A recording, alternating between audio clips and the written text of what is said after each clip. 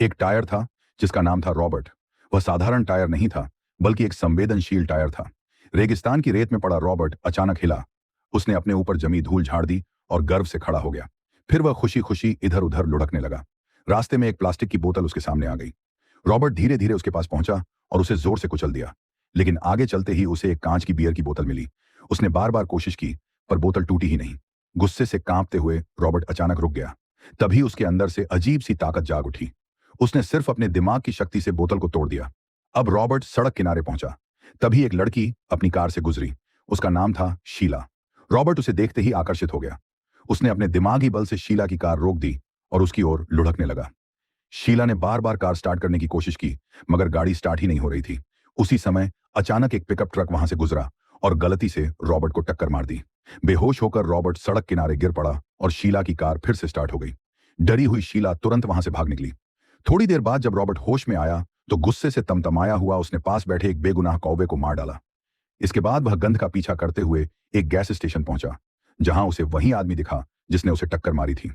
आदमी ने पास रखे टायर को हिलते हुए देखा, लेकिन उसने सोचा यह बस हवा से हिल रहा है।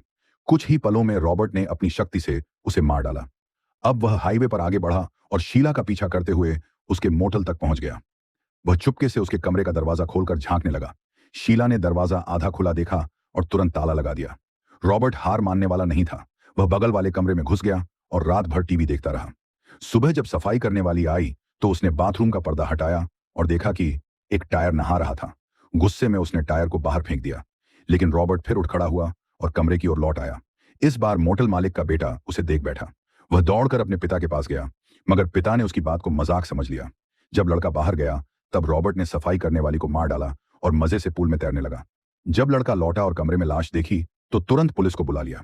पुलिस को यकीन नहीं हुआ कि कोई टायर जिंदा हो सकता है, लेकिन अचानक सबके सामने रॉबर्ट जिंदा होकर खड़ा हुआ और मोटल मालिक का सिर उड़ा दिया। अब पुलिस को यकीन हो गया कि वही टायर कातिल है। लेफ्टिनेंट चैड ने एक योजना बनाई। उन्होंने एक महिला जैसी दिखने वाली गुड़िया तैयार की, जिसके अंदर बम छुपाया गया। उन्होंने सोचा कि रॉबर्ट उस पर फंस जाएगा, लेकिन रॉबर्ट चालाक था। उसने गुड़िया को पहचान लिया और उसका सिर तोड़ दिया। बम की योजना फेल हो गई। गुस्से में चैड ने बंदूक उठाई और रॉबर्ट पर गोलियां चला दी। सबको लगा रॉबर्ट उसे मार देगा, मगर चैड बाहर निकला और उसने सबको दिखाया रॉबर्ट का टूटा हुआ शरीर। सबको लगा अब टायर मर चुका है, लेकिन कहानी यहीं खत्म नहीं हुई। पुलिस के जाने के बाद एक आदमी ने देखा कि कमरे से एक बच्चों की तिपहियां साइकिल बाहर निकल रही है। वह समझ गया यह रॉबर्ट का पुनर्जन्म है। इससे पहले कि वह भागता, तिपहिया ने उसका सिर उड़ा दिया।